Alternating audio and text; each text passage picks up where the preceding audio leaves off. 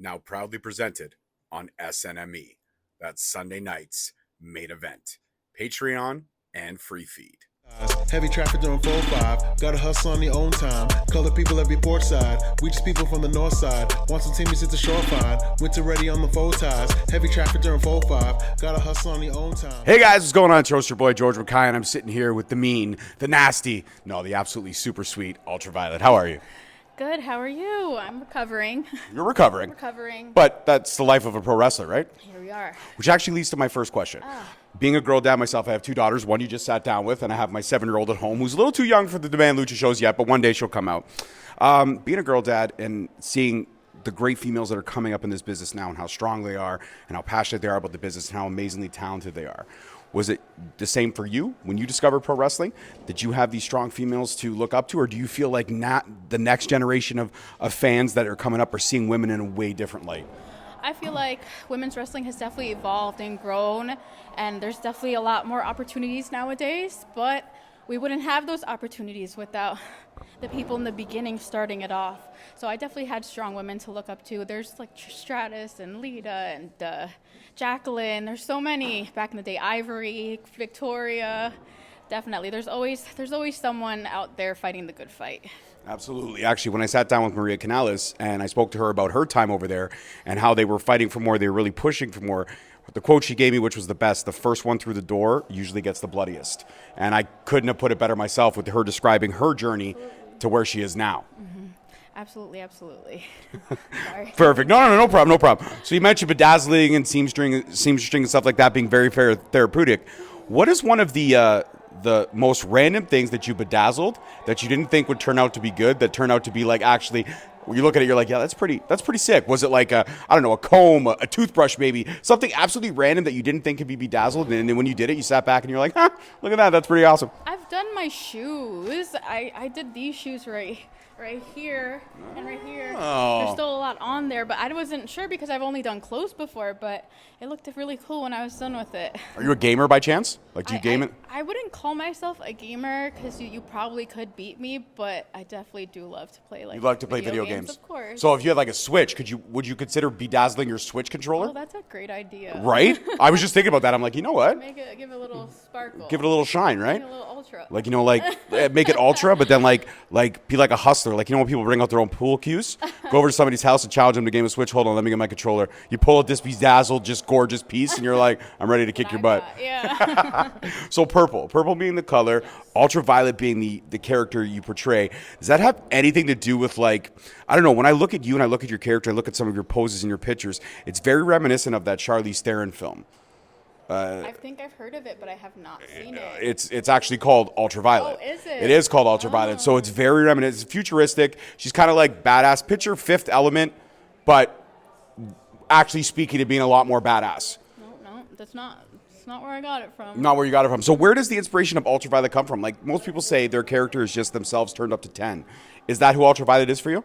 Yeah, absolutely. Everything you hold in inside when the world tests you and you're just like inside, when you get in that ring, you get to just let it all out and just be your ultra self, huh? I like that. Ultra self. So that's like your... You times 1,000. Yeah, that's your final boss mode, Ultraviolet. So what do you enjoy portraying more yourself? Because like meeting you beforehand, before the match, you're very nice, very polite, and then meeting you during the match, not so much fun. Very different. I think different circumstances bring out different parts of you, just like in real life, right? Right. Yeah. So you only show what you want to be shown at that particular moment. It has to be done sometimes to get the job. Sometimes you got to be nasty. Sometimes. Yeah. Okay. So you travel the road a lot. I heard you actually talking about how you were in Florida last week, and now you're here in Canada. Crazy schedules, crazy road. Where's the traffic worse, Florida or here? Would you say Toronto has bad traffic? It's okay to admit it because we live here and we know. We were driving up, I think it was like an eight-hour drive, maybe 9, and it was all clear sailing till we got past the border. So maybe Toronto would take the bullet this time. Yeah, Toronto traffic sucks. It's not as bad as New York traffic, though. I would say no. Yeah, there we go. New York. So when we pass someone, they gave us a thumbs up. It might have been a different finger if it was in New York. Yeah, in New York it would have been this finger. That's okay. Yeah. Here when I have serious road rage, she laughs at me all the time, but sometimes I'll roll down the window and yell out like to somebody who's just a stupid driver. I'll be like, you were adopted. I get really ignorant with what I yell A out. little more censored in New York. So when you're on the road and you're traveling all these distances and stuff like that, you pass a lot of fantastic food options. You pass a lot of fantastic, like greasy spoon. Everybody's weakness. Look at me. Do I look like I've missed a meal? What is one of the greatest greasy spoons that you found on your journeys? And you're like, you haven't been back yet, or you haven't been back in a while, but you're craving to go back.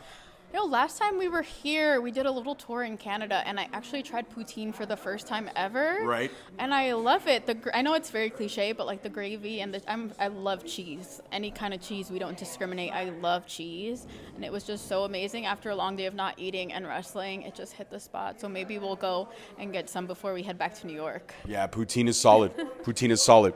Now, I got to ask this: with your journey being on AEW and stuff like that, and exposure being a thing that every pro wrestler craves, what has the journey been like with you since your appearances on AEW? And now the fact that they're not doing Dark and Elevation anymore, do you think it's more of a step back for the indies, or do you think it's more of a chance to grow within the ROH brand? I think there's still so many opportunities to grow and keep improving yourself. There's so many places for us wrestlers to showcase our talents and to be eyeballed and picked up on the indies. There's so many great companies. And yes, because I guess you get less exposure to maybe fans, but that doesn't defeat any wrestlers. There's still so many opportunities out here for us. I like that. The very positive attitude. You're also, as I sit next to you and stuff like that, you're very abrasive, and I'm kind of scared. No, I'm joking. You're a sweetheart. But what is one of the things that Ultraviolet does when she's trying to wind down?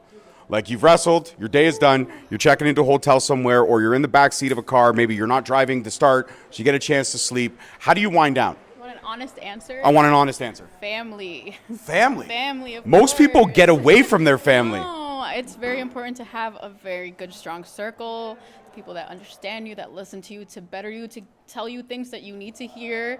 I think everyone's very quick to just tell you what you want to hear, and it's important to have a good circle to tell you what you don't want to hear, and you just got to listen, get some vents in, a good support circle. I like that. So who's in your support circle? Mom, dad, brothers, sisters, cousins, aunts, grandmother? Yes, family. Family, everybody. Just everybody in a nutshell.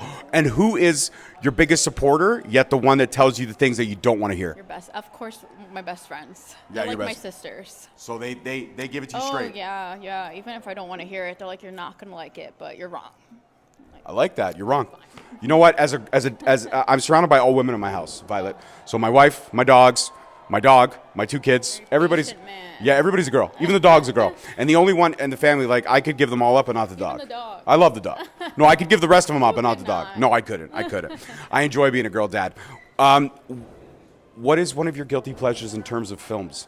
Everyone's got I that. thought you were going to say food. I was like, cheese. Well, I know you mentioned cheese. Okay, here's the thing. There's so much cheese out there. What's your go-to cheese? Because there's a lot of cheese options. Oh, man, I don't have... Are you a Gouda girl? I love fresh mozzarella, the one that comes in the water. Oh, I bocconcini. love Munster cheese, Swiss cheese, Gouda cheese, provolone. I love all kinds of cheese. American if you get the white kind, not the yellow dyes. No. No, the yellow dye American cheese is no good. No, I've never had it. No, don't. What have about like it. Velveeta? Is that really cheese though? That's not cheese. No, we love pecorino. We love Parmesan. All the Asiago? cheese. Yes, absolutely. Okay, good. All right. So Pepper now, jack. look at that. We're listing cheese all kinds. All right, guys. The next 10 minutes is going to be nothing but cheese. No. What's one of your guilty pleasure movies? Everyone's got a horrible movie that everyone else in the world hates, but they love. Pleasure. Yeah. I love 80s and 90s movies. I feel like the movies from nowadays, I know, and I'm not even old, but I just love back in the day movies. Like, I feel like they were shorter movies, like an hour to an hour and a half, and you just felt like you were part of their family and you're so invested. Whereas current movies, like, I'll give you an example. My favorite movie is Predator, and it's not a long movie, and you just feel like you've been on the journey, and the CGI and all that was just ahead of its time. Whereas, like, the current Predators that just came out, are you watching, you're like, meh, like, whatever. You know what I mean? There's an attachment, like Demolition Man, Total Recall, like, Oh, all the shit. movies back You're then. killing it Yes, right now. I love those movies. Total Recall with Arnold Schwarzenegger with the eyes are 2 weeks. 2 weeks. Rocky, Arnold rocks. Yeah. So you're an action girl. Yeah. Okay. I will tell you one of my all-time favorite action flicks. I don't know if you've ever seen it, but if you get a chance, watch it. Kurt Russell, Sylvester Stallone, Tango and Cash. I don't think I've seen that one. It's an 80s action flick. I'm going to watch it Two when I get cops, home. two cops wrongfully accused, Great flick. It sounds like the other movies. Yeah, oh, it's familiar plot, probably a great movie on its own. Yeah, absolutely, 100%. And my final question, in terms of being a role model for the future generation of women coming up to show empowered, strong females, which is an absolute privilege and honor to do, is that something that all women wrestlers carry with as a badge of honor? Like, we got to show that we're tough, we're strong, we're capable, we're intelligent, we're beautiful. You have to really be the whole package now. And it's a great thing, but it can be overwhelming sometimes. Do you wear it like a badge of honor, or sometimes do you have to take it as it comes, if that makes sense? I think it's always really hard because there's so many beautiful, strong, talented. We got martial artists, you got all kinds of different wrestlers. And it can be intimidating, especially like if you're just being harsh on yourself that day and you can just get into this comparison and you can hate yourself, but you definitely should never, ever do that because everyone has like their own sense of self to bring to the table, and no matter how many people that are out there, you could have so many different people in the crowd and they'll just identify with you for some reason, and you have to be strong because there's so many times where I was starting to come up and I like wanted to give up, and literally all I could have done was just given up, and I would have been the end of myself. And no, you hang in there and you push and you look up to other people and they get you to push through the day, and then maybe one day you can be there and that motivates you to stay in the game and be there for the next people up. I like that. I think that's the best way to end this conversation. Ultraviolet, thank you so much for joining us here on Straight Talk Wrestling. Guys, I'm your host, your boy. Peace, love, and wrestling. We'll see you next week. Thank you so much for watching. Please don't forget to like, subscribe, comment, and turn on that notification bell so you get notified each time we post a video. Alternatively, you can check us out on all podcast platforms and hosted on Podbean. We are also available on the SNME Network. That's the Sunday Nights Main Event Patreon. Please feel free to check us out there as well. And don't forget to follow us on all social media platforms at _Straight Talk on Twitter, at Straight Talk Wrestling on Instagram, Straight Talk Wrestling on Facebook, Straight Talk Wrestling on TikTok, and of course, you can check out all our merch at ProWrestlingTees.com. I don't need a nigga.